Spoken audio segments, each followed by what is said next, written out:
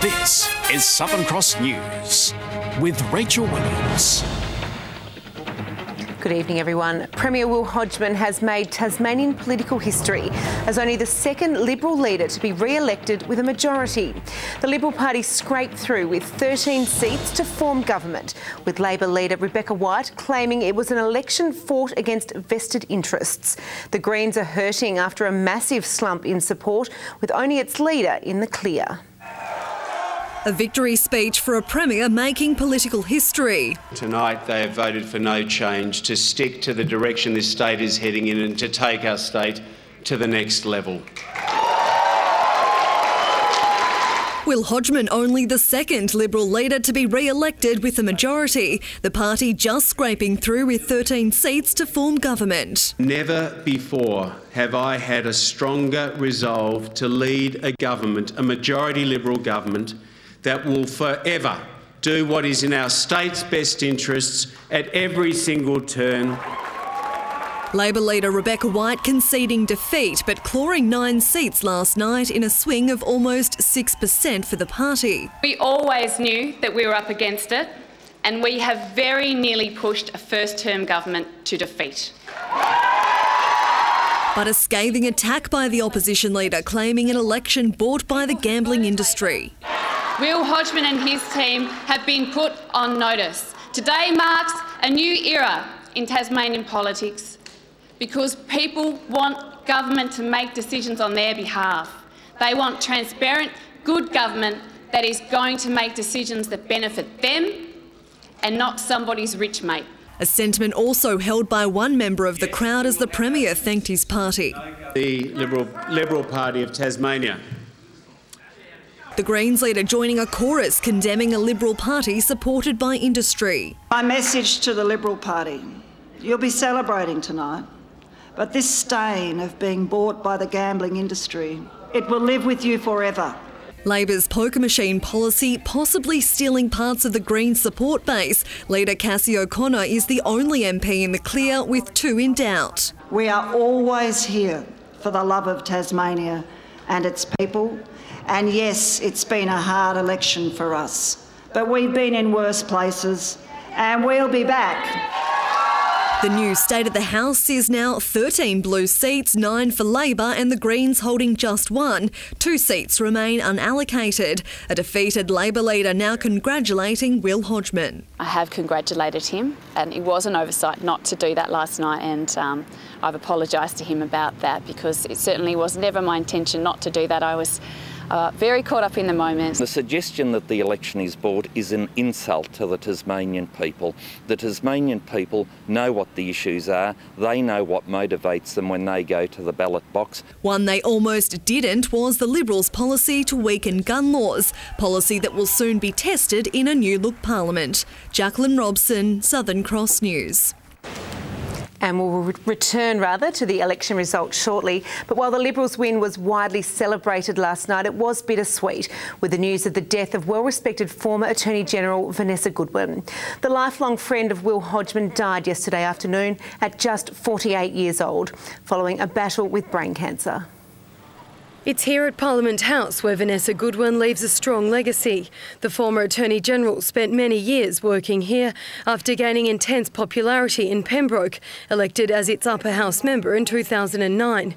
The 48-year-old was diagnosed with an aggressive form of brain cancer early last year. Her lifelong friend and colleague, Will Hodgman, heartbroken as he delivered the news to his parliamentary colleagues at the time.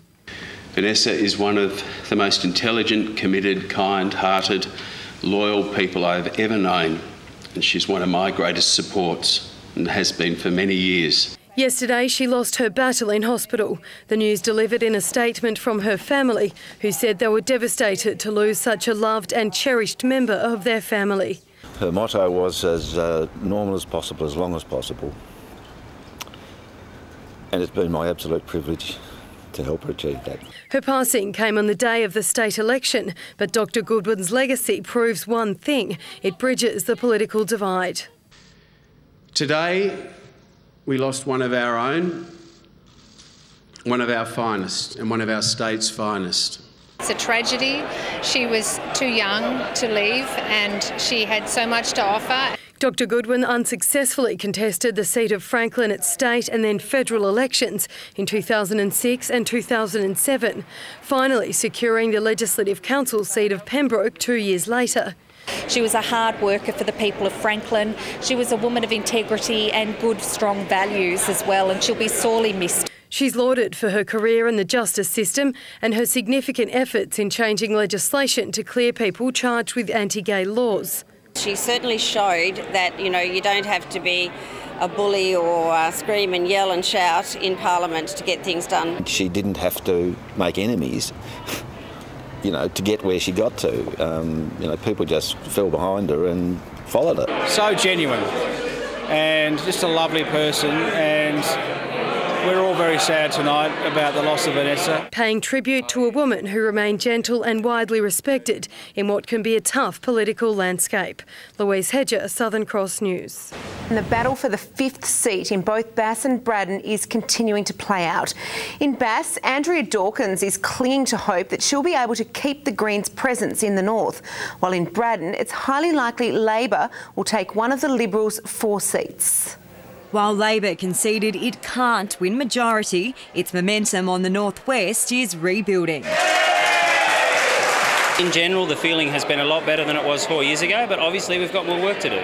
Shane Broad is expected to be returned, while former Burnie Mayor Anita Dow is eyeing off Braddon's 5th and final seat. I'm feeling quite humbled, really. I never like to be overly confident, but it's looking good. The Liberals' Adam Brooks and Jeremy Rockcliffe sitting comfortably last night, with the duo pulling in more than 40% of the electorate's votes. That will be enough to bring either Roger Yench or Joan Ryler into Parliament with them, but not both, meaning the Liberals will most likely be reduced to 3 seats in Braddon to Labor's 2. It's great to see that our sitting members, Joan and Roger, have swings towards them. So I'm still, quietly confident, glass half full, that we can maybe secure that 4th seat, but it'll come down to the wire, I recognise that. What is great is I think it shows that our plan for Tasmania has been supported by the community, and that's the really good thing, because there's more work to do. Whether the Greens' Andrea Dawkins has enough support to secure her seat in Bass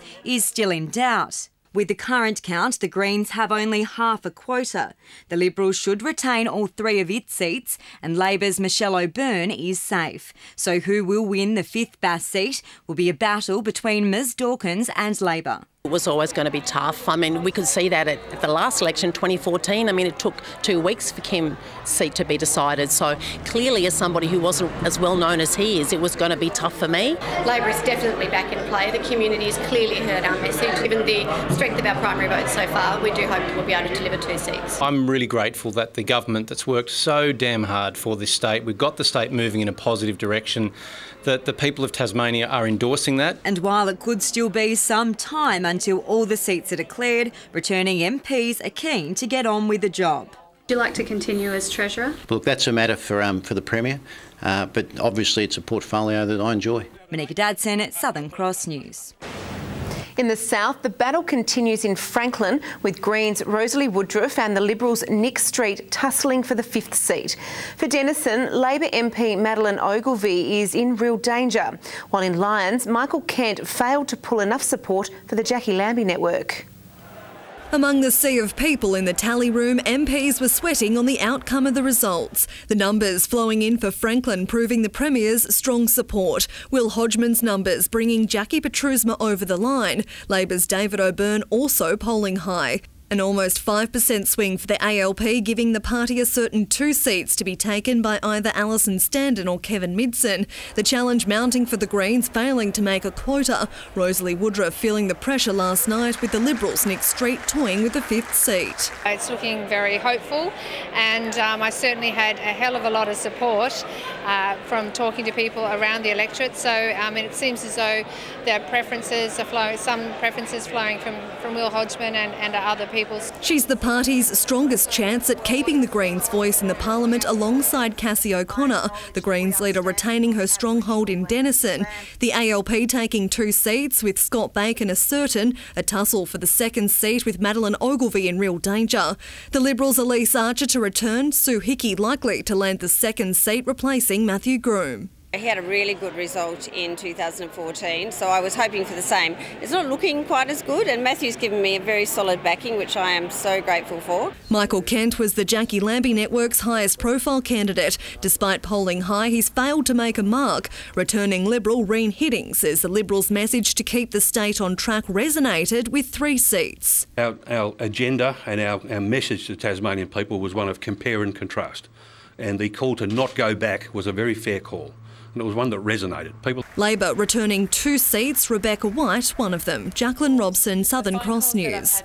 A cardboard box isn't usually the best kind of boat, but many Tasmanians today prove that with the right amount of duct tape, it can be effective. While some sunk, others paddled full steam ahead at the 2nd annual Soggy Bottom Regatta. Off-band racing on the Waverley Lake. Skill and design determining who were the best captains. And who weren't. Did you manage to keep dry? No. For some teams, weeks of preparation went into creating the perfect vessel. Well, we got like pipes on the bottom of the boat so it stays afloat, and we got some thick cardboard to make sure the boat doesn't collapse in. We built all cardboard in this and then set a box up here so we could sit on it. We found the idea of Clifford because we wanted to do a dog. We had a couple of tries and this is our last boat and it's pretty cool. Yeah. Those who didn't want to get soggy bottoms opting for the land races. But some of those boats didn't even hold it together. The rules are to build a cardboard boat with as little duct tape and as little waterproofing as possible. But of course, people do turn up with an illegal boat, so we have illegal categories as well. The Rotary Club of Youngtown event raising $15,000. Raising money for Tasmanian rural health causes and our youth programs in Tasmania, particularly northern Tasmania. So yeah, it's been an incredible response. It's hoped even more people and boats will get a little soggy when the event returns next year. Vanika Dadsen, Southern Cross News. Hobart's Nepalese community now has a committed venue to practice its faith, with the citywide Baptist Church opening its doors to worshippers. The church today celebrating its fellowship with the community by enjoying a traditional Nepalese feast to mark the occasion. All the Nepali people can come together and they can worship the God, and also they can share the problems so we can help them. Yeah, that's the main motto of the established Nepali church. Yeah. But I would say that they would bring a lot of love and family life and everything to the church here. There are around 60 worshippers in Hobart's Nepalese Christian congregation.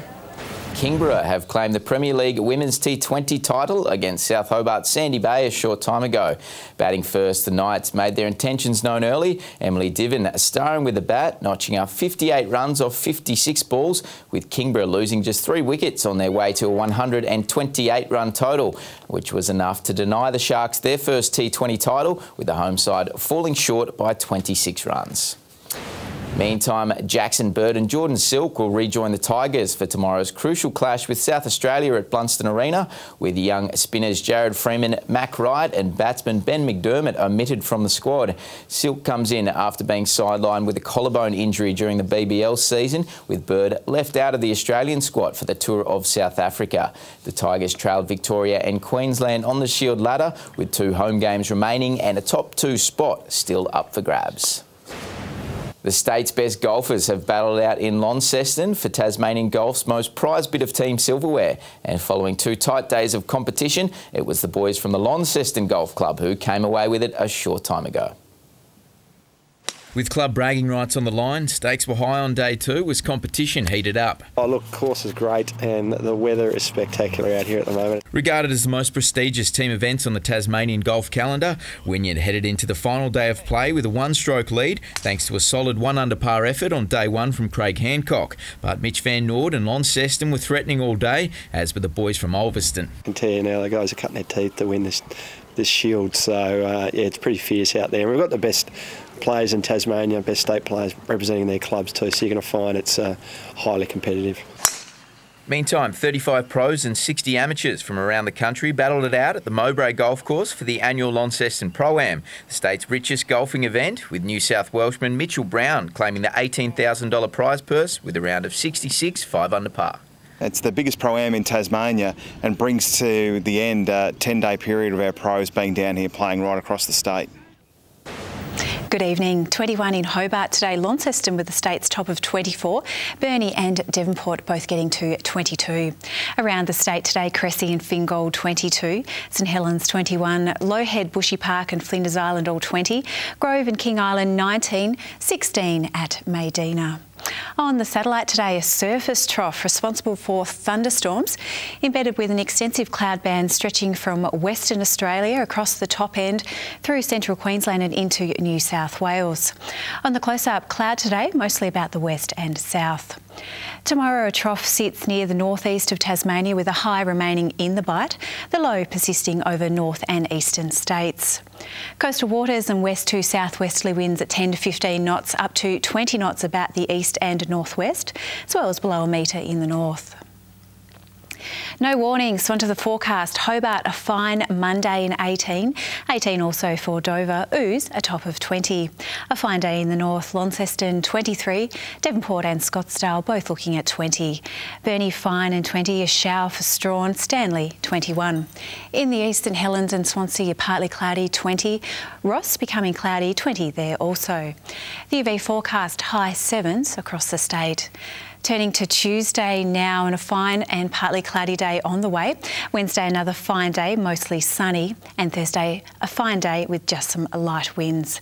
Capital cities now, Darwin showers 32, rain on the way for Brisbane 28, a shower for Sydney 24, Adelaide 23, Melbourne 20, Perth a sunny day 36 degrees. And at 17 in Hobart at the moment, 20 in Launceston, 18 in Devonport. Rach, a week of fine weather on the way. That sounds wonderful. Thank you for that, Laura. Well, that's all your news for now. Thanks for joining us. Have a great week. Good night.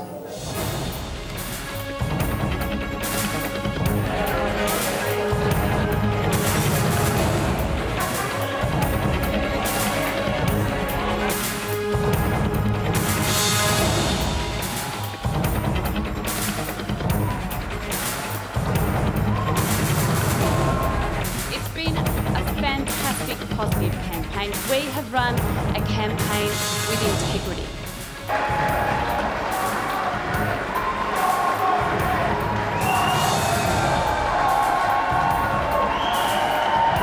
And I will work with my team every single day to make Tasmania the very best it can be and to take our state to the next level. Thank you all so much.